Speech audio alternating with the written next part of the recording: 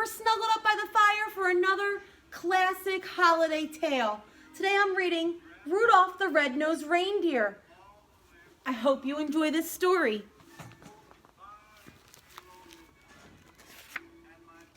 It's been a story told for so long. I have still an old book. This was Mrs. Lee's book when she was a little kid. All right. Rudolph the Red-nosed Reindeer by Barbara Shook Hazen. Adopted from the story by Robert L. May.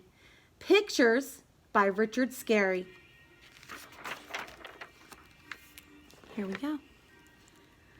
Once there was a reindeer named Rudolph who lived at the North Pole in Toyland.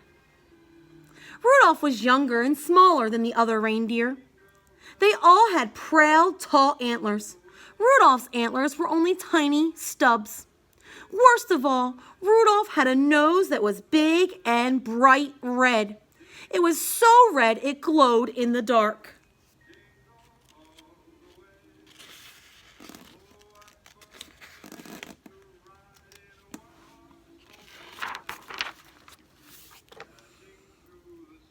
Poor Rudolph. He wanted to be like the other reindeer in Toyland. Oh, to have a small brown nose instead of a big bright red one. The other reindeer made fun of Rudolph and called him names. Rudolph the Red-nosed Reindeer they teased over and over again until tears glistened in Rudolph's large red nose. Sometimes the other reindeers made a circle around Rudolph and sang, red nose, a funny sight, big as an apple and twice as bright. They kicked up snowballs with their tiny hooves and covered Rudolph with a blanket of white, fluffy snow. All the reindeer loved to play games. They played tree tag and snow slide and tumble bones. But Rudolph was never asked to play. He stood behind a pine tree and watched. He was very lonely. Oh, poor Rudolph. Rudolph couldn't even play hide and seek with the rabbits. His glowing red nose gave him away every time.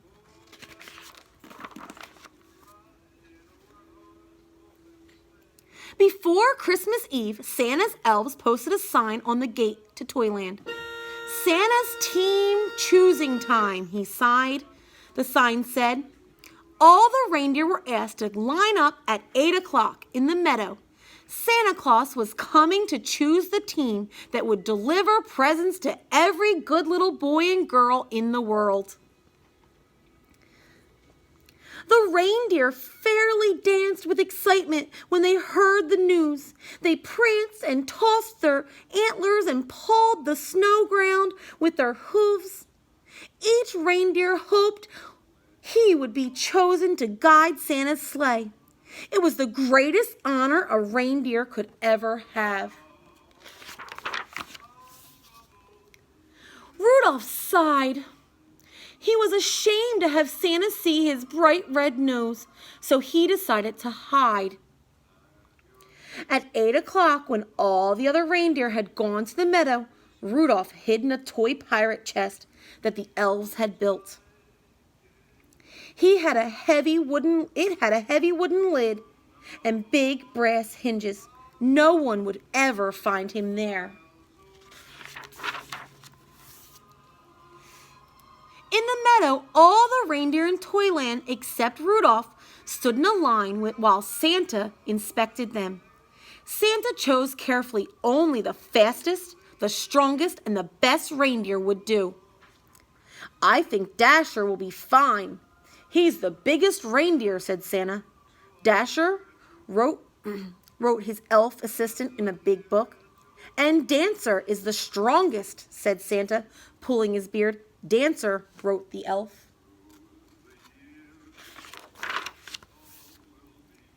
Ho, ho, let's see, continued Santa.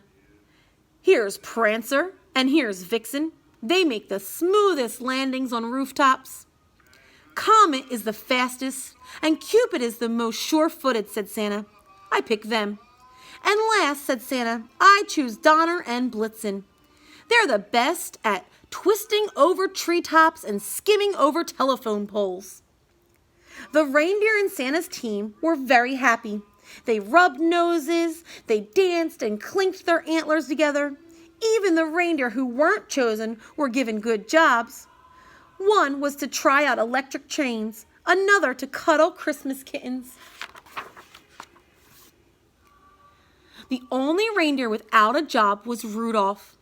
He wanted to help, but he knew he would be laughed at, so he stayed hidden in the toy pirate box. At last, it was Christmas Eve. Santa and his elves were busy packing the sleigh. "I don't care if they do make fun of me," said Rudolph. "Suddenly, I want to help too." He jumped out of the box. "I'll bring Santa's team a pail of nice cool water," he decided. "They'll get thirsty on their long journey."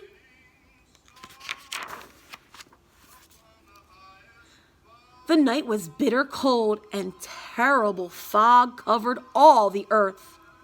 Santa's elves kept bumping into each other.